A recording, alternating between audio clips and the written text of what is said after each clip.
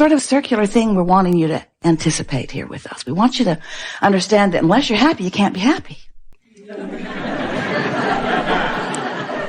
And that might be hard to hear, because it seems sort of stupid. But if you'll just play that in your mind for a little while, if I want to be happy, I've got to be happy. If I want to be happy, I've got to be happy. Because, you see, if you say, if I want to be happy, I need $1 million in the bank, there might be a little lag time. Maybe a little. I can't be happy till my lover comes to me. Well, there might be a little lag time. But if you get it into the context of something that you can do something about, I can't be happy until I'm happy. Well, I could be happy if I would try just a little bit. I could be happier. I sure could be happier. I sure could. I have the ability to focus myself into feeling better. And we so want you to understand, you are vibrational beings, and the way you feel are your vibrational indicators. And as vibrational beings, you are broadcasting a signal that law of attraction is responding to. So if the signal that you are broadcasting is giving you a happy feedback, then that means you're broadcasting a signal that's being answered by signals that will eventually bring you the manifestation that will make you happy. But if you wait until you've received the manifestation in order to be happy, then you hold yourself in a holding pattern and the good stuff doesn't come. And it could be here today. Everything that you want, every single thing, everything that you or anyone wants or has ever wanted or ever will want, everything that you want is because you think you will feel happier in the having of it. And if you could show yourself that you could feel happier right here and now, even without the manifestation, if you have the capacity to generate a vibration that in generating the vibration produces a relationship between the vibration the source within you is generating. Did you catch all that? We'll back up and give that to you again. Source is always broadcasting a signal, and you are always a receiver of that signal, and you are always broadcasting a signal. And those two signals are making music. Sometimes it sounds good, sometimes it sounds bad.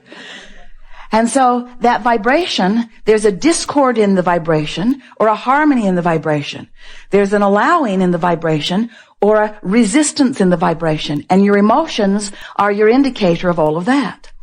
So if you decide that you're going to be aware of what music you're playing, and if you care about the happy music playing within you, then that means you care about what you're thinking, and therefore you begin to gain control of your thoughts, and therefore of your vibrational broadcast, and therefore of your point of attraction, and therefore of everything that comes back to you. You see how it works?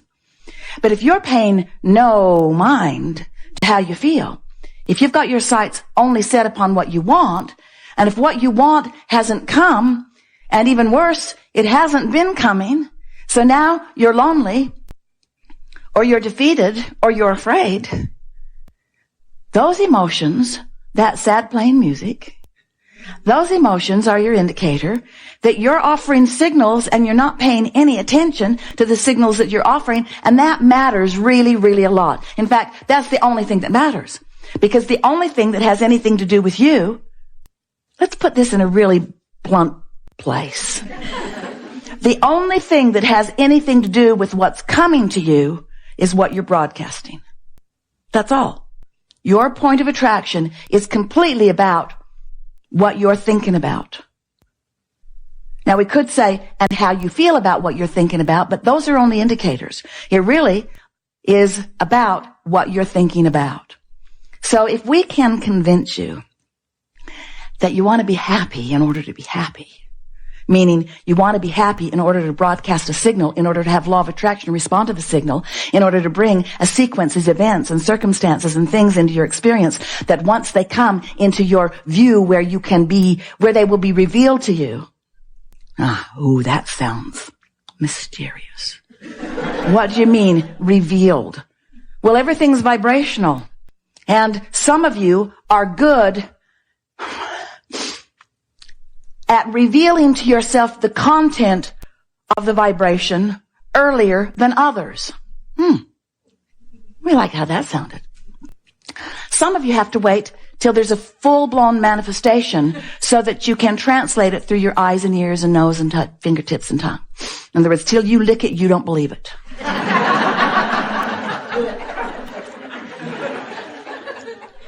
But some of you have the ability to discern vibrational content, to experience the revelation, to reveal to yourselves the vibrational content before you have to see it, hear it, smell it, taste it, touch it. Some of you are able to feel it emotionally. And that's what we want you to start reaching for, because if you will care about the discovery of what you want emotionally, which only means if it can make you happy before it's in your garage, if the idea of it makes you happy, if the anticipation of it makes you happy, if you have the ability to move your thoughts around in ways that you can feel joy in the absence of manifestation, not in the absence of your ability to discern vibration, but in the absence of manifestation, now you've got it figured out. Now you're happy before you have a reason to be happy, if the reason to be happy was the manifestation. So now something's just shifted a little bit. Maybe your reason to be happy doesn't have to be the manifestation. Maybe your reason to be happy can be your alignment with Source. So over time, we've been talking to you in lots of different ways, offering lots of different analogies, wanting to get your attention about this. And we say to you that you are the creator of your own experience. And you said, yay, ooh. You liked it for that long. You liked it for the split second that it meant somebody else isn't the boss of you. But in the moment that you accepted the responsibility for being the creator of your own experience, most of you started freaking out just a little bit. Well, what does that mean? I'm the creator of my own experience. That can't possibly be true, because there are things in my experience that I don't want, and there are things not in my experience that I do want. So clearly there's something else going on. I am not the creator of my experience. And we say, yes, you are. You're just not the wise, deliberate creator of your experience. You're just not the intuitive, knowing creator of your experience. You're the creator of your experience by default, which means you're running around looking at things wanted, looking at things not wanted, offering vibration all over the place, broadcasting signals, having no idea of the signal that you're broadcasting, justifying every single one of them because that was a really bad person who did a really bad thing to me, and I'm perfectly... So, you are the creator of your own experience, we said to you. So after a while, you settled into that. All right.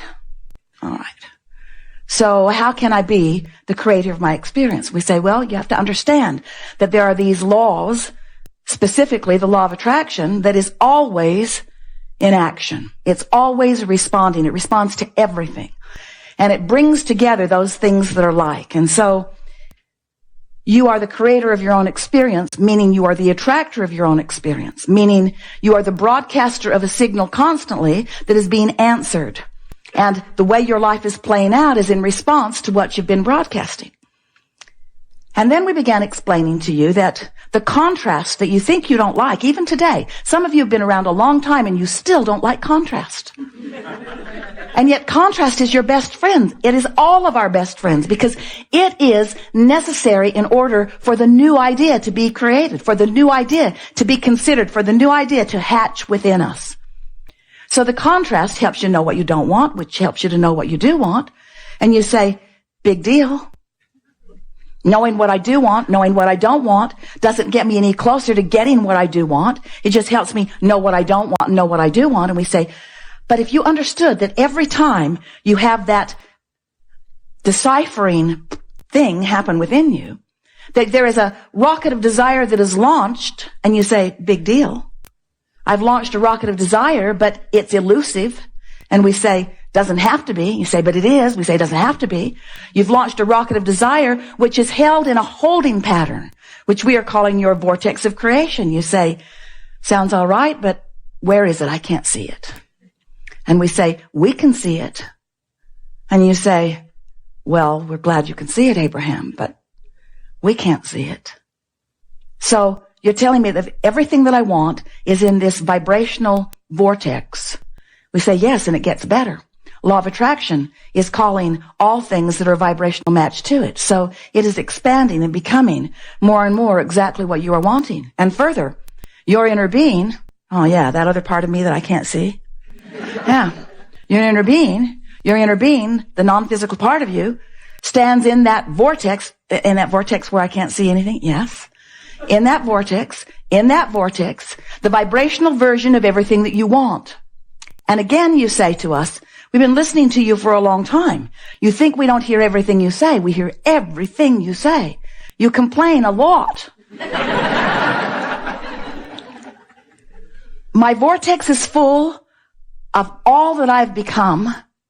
Well, how do I see it like you see it? How do I know it like you know it, Abraham? And we say, you have to prepare yourself to understand it vibrationally first, which means you have to let it reveal itself to you emotionally first. You got to feel it. You got to feel happy about it. You got to feel eager about it. You got to feel believing of it. You got to feel certain of it. You got to feel trusting of it. You've got to believe in the process that is causing your expansion. But even more, you've got to believe in your ability to use your emotional guidance system to help you tune to the frequencies that allow what's in your vortex to reveal itself to you. Now, those aren't the most accurate words.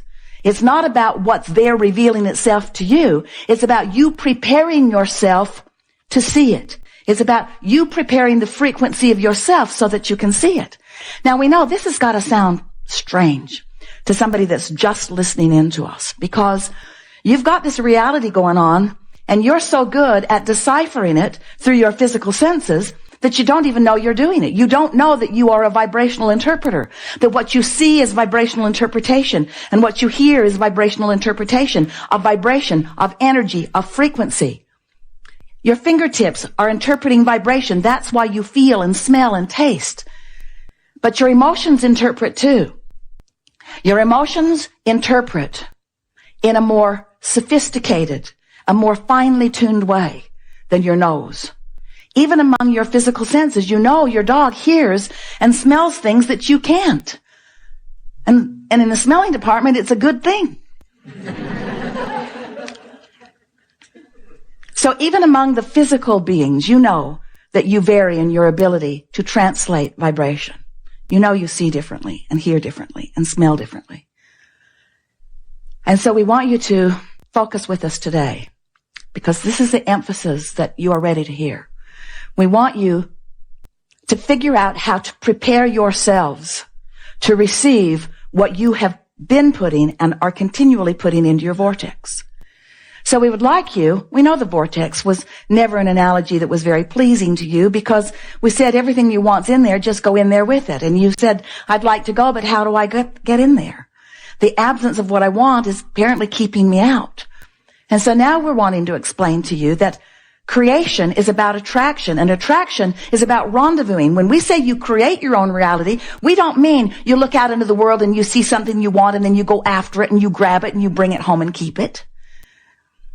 We don't mean creating like that. We mean establishing a vibrational pattern that keeps what you want coming to you on a continual basis. Not just occasionally, not just with peak experiences, but constant flowing, constant steady flowing, constant steady revelation of the good life that you are supposed to live, of the good life that you've carved out through contrast, of the good life that you've been sifting and sorting and asking for, of the good life that you have vibrationally chosen, but may in some cases not be vibrationally allowing or receiving.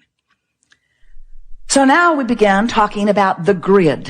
The grid meaning your point of attraction. It's where you stand. It's what you're doing vibrationally. It's how you feel emotionally. It's your point of attraction. But mostly, as far as it relates to something that you can do something about, it means, how do I feel right here and now? So today we want to talk, in the hours that we are playing together, we want to talk about how you might do a better job, if you want to, of preparing your vibrational grid for the receiving of what's in your vortex. Because there is a manifestational point. There's a point where something that was a good idea and something that you're very excited about and something that you want and something that you've been calling future flows into your experience where you can see it, where you can experience it, where you can hear it, where you can smell it and taste it and touch it, you see.